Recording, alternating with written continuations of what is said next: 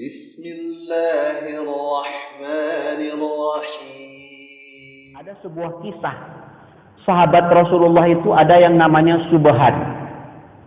Memang Subhan ini tidak sepopuler sahabat-sahabat Rasulullah yang lain seperti Umar bin Khattab, Ali bin Abi Thalib, Hamzah. Enggak.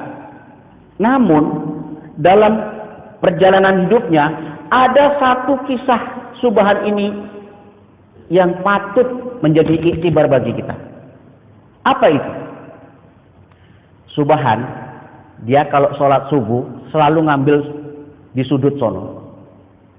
Dia ngambil di sudut. Gunanya apa? Karena dia tidak mau mengganggu orang dan dia tidak mau diganggu orang. Makanya dia ambil paling sudut. Jadi tengok-tengok aja yang suka di sudut, Subhan lah itu. Di sini. Di sudut. Rupanya suatu hari Bapak dan Ibu, setelah Rasulullah sholat, berzikir, bertasbih, berdoa, salam, ditengoknya nggak ada Subhan ini. Bertanyalah Rasulullah kepada sahabat, wahai sahabatku, kalian tahu kemana Subhan ini? Nggak biasanya ini Subhan ini nggak datang. Dia tetap rajin sholat subuh ini. Kenapa dia nggak datang pagi hari ini? Nggak tahu ya Rasulullah. Kamu nggak tahu ya Rasulullah. Kamu nggak tahu ya Rasulullah. Kalau begitu, di antara kalian ini ada nggak yang tahu rumahnya? Oh, saya tahu ya Rasulullah. Kalau begitu, ayo kita datang ke rumahnya. Kita jumpai. Ini nggak biasanya nih Subhan ini nggak sholat subuh. Ini kok nggak ada? Ada apa ini? Jangan-jangan dia sakit. Ayo kita tengok. Ayo. Tapi ya Rasulullah, kenapa? Rumahnya jauh ya Rasulullah. Jauh. Nggak apa-apa, kita tengok. Tahu Ibu, perjalanan masjid ke rumah Subhan 3 jam. 3 jam perjalanan dengan jalan kaki. Karena waktu itu belum ada mobil, belum ada kereta, belum. Unta. Itu pun tengok-tengok orangnya. Nggak semua punya unta. Ini Subhan jalan kaki. Rasulullah jalan ke rumah Subhan dengan sahabat untuk melihat keberadaan Subhan 3 jam. Jadi kalau kita di sini subuh jam 5 lewat 4 menit ya. 4 menit, jam 5 lah taruh.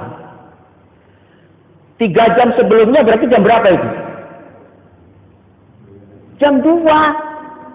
Jam 2 dia sudah berangkat dari rumah untuk sholat subuh jalan kaki. Jalan kaki 3 jam, kira-kira dari Assalam sampai mana itu? 3 jam. Kira-kira sampai mana lah itu? 3 jam. Ukuran 3 jam. Binje. Binje melaku ya. Lewat puasa Binje pun. Endi, Pak? Stabat. Stabat. Pas. Jam 2 Bu, toko Stabat melaku sholat subuh. Masya Allah. Iki nang kene iki 5 menit siap. Tapi nang kene apik kamu. Penuh iki. Ya. Alhamdulillah. Iki sing nang kono. Nang kene padha wae sane. 3 jam. Datang Rasulullah dengan sahabat. Ini rumahnya.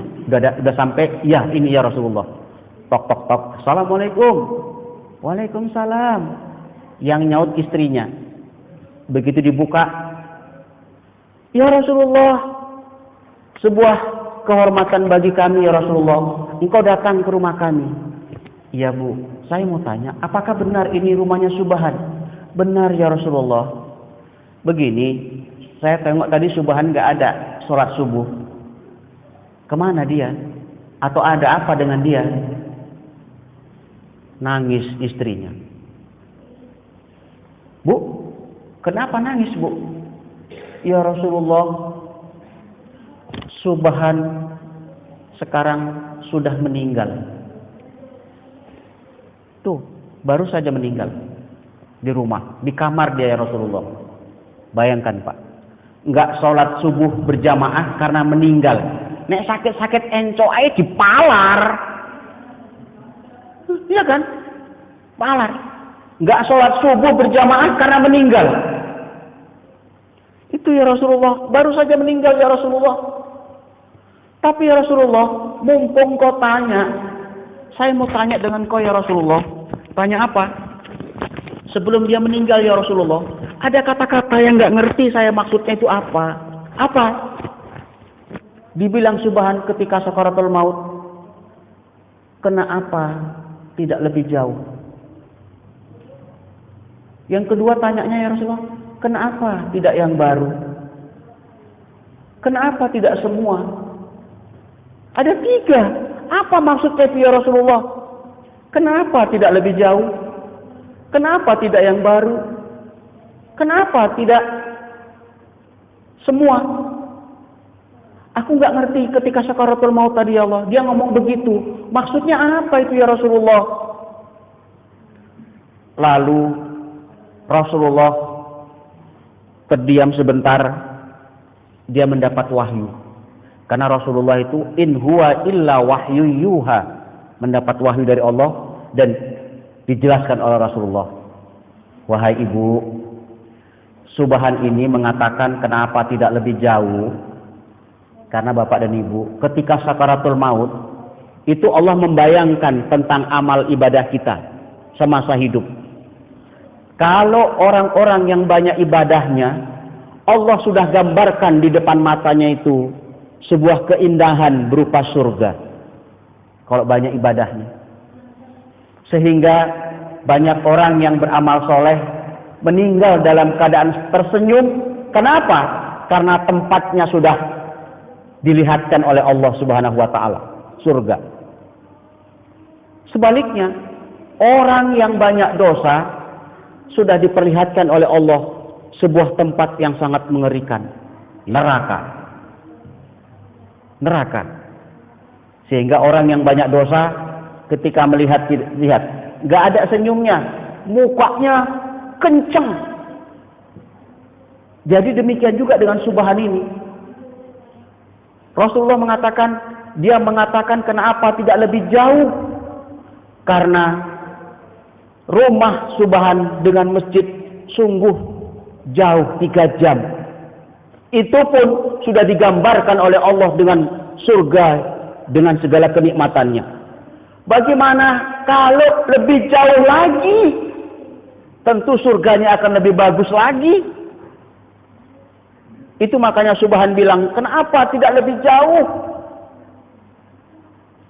Sedangkan yang 3 jam aja, itu sudah indah surganya.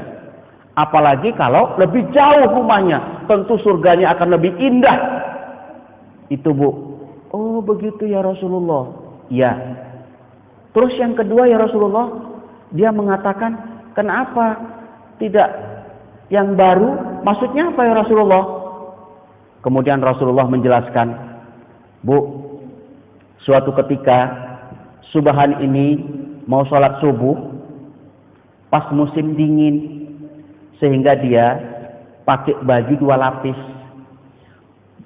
Baju yang baru ditaruh di dalam, baju yang lama taruh di depan. Supaya apa? Karena banyak abu nanti yang kotor itu, biar yang jelek aja nggak apa-apa. Yang dulu, tapi yang baru di dalam. Itulah nanti maksud dia sampai di masjid yang lama ini buka, yang baru inilah untuk sholat. Tapi di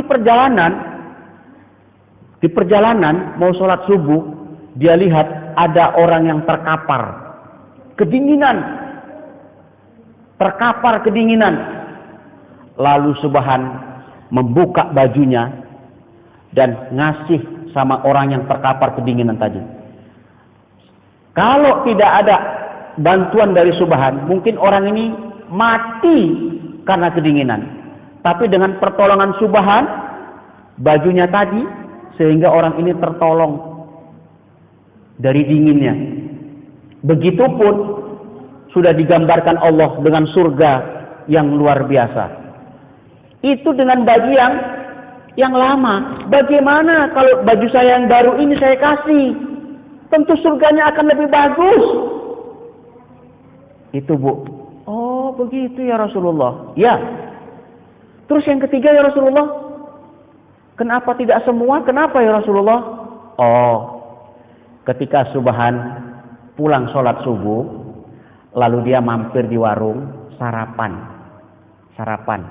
Dia buat susu, kemudian 4 potong roti, kecil-kecil potongannya. Itulah uang yang dia punya. Tiba-tiba baru dia minum susu. Perlu saya contohkan ini. Hah? Oh, air putih. Air putih aja ya. Rotinya pun nggak ada nih ya. Ini biar dicontohkan maksudnya. Biar dicontohkan maksudnya. Udahlah ya, karena nggak ada susunya, nggak ada rotinya, ini nggak usah dicontohkan lah ya. Jadi ini cerita aja lah. Begitu baru makan sebentar, 1 potong, tiba-tiba ada orang datang. Pak, tolong Pak, saya 2 hari Pak nggak makan Pak. 2 hari sudah nggak makan. Iba. Akhirnya, udah sini Pak, mau saya belikan, uang saya nggak ada lagi. Udah kita bagi 2 ini. 2 untuk Bapak, 2 untuk saya. Ini susunya ini kita bagi 2, separuh-separuh kita. Ayo, silakan Pak. Ayo sarapan. Itu saja sudah digambarkan Allah dengan surga yang indah. Bagaimana kalau saya kasih semua? Itu maksudnya Bu. Oh begitu. Nah ini Bu. Subhan. Nggak sholat subuh karena meninggal. Jauhnya 3 jam. Bayangkan. Saking pentingnya sholat subuh berjamaah. Nah, ini sebuah kisah yang menyentuh di hati kita. Gimana dengan kita yang rumahnya dekat masjid, yang bisa dijangkau, ya kan? Mungkin sekitar 10 menit paling jauh. Kenapa tidak datang? Aduh, inilah Bu. Beruntung kita pagi hari ini. Kita ini termasuk orang-orang yang diberikan hidayah sama Allah. Dipilih Allah mendapatkan hidayah. Banyak orang yang pinter Bu. Ngomong pinter, cuma nggak mampu untuk melakukan. Kalau dia tanya, Pak mau tanya Pak, sholat hukumnya apa Pak? Wajib lah, bodoh. Ngerti dia, tapi dia sendiri tidak melaksanakan sholat. Kenapa? Nggak mampu karena nggak dapat hidayah. Coba tanyalah Bapak dan Ibu sama orang-orang peminum. Bung, tanya Bung minum ini Bung. Oh iya, enak ini, enak ya Bung, enak. Numpang tanya Bung, dalam Islam hukumnya apa Bung? Tanya lagi, haram lah, pau kali pun kau. Ngerti dia haram, tapi diminumnya juga. Kenapa? Nggak dapat hidayah, nggak mampu dia. Tak akan mampu orang melakukan ibadah kalau nggak dapat hidayah. Apalagi sholat subuh Bu. Menghilangkan rasa ngantuk. Berjuang melawan dingin. Ya kan? Itu luar biasa itu. Subuh ini berjuang. Ya, sehingga di subuh itu azannya itu ditambah. As-sholatu khairum minan naum. Sholat itu lebih baik daripada tidur.